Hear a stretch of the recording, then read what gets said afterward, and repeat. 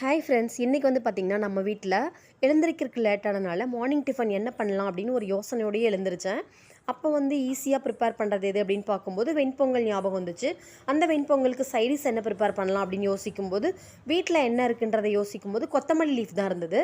கொத்தமல்லி லீஃப் வச்சு ஒரு சட்னி ப்ரிப்பேர் பண்ணிடலாம் அப்படின்னு சொல்லி கொத்தமல்லி லீஃப் வச்சு சட்னி ப்ரிப்பேர் பண்ணேன். அதுக்கு என்னென்னலாம் சேர்த்தேன் இன்க்ரீடியன்ஸ் அப்படின்னு பார்த்தீங்கன்னாக்க, ஆயில் சேர்த்துட்டு வெங்காயம், கருவேப்பிலை, சீரகம், காஞ்ச மிளகாய், தென் தக்காளி, கொத்தமல்லி லீஃப் இதெல்லாம் சேர்த்து நல்லா வதக்கிட்டு புளி, உப்பு இதெல்லாம் சேர்த்து சட்னி ப்ரிப்பேர் பண்ணியாச்சு.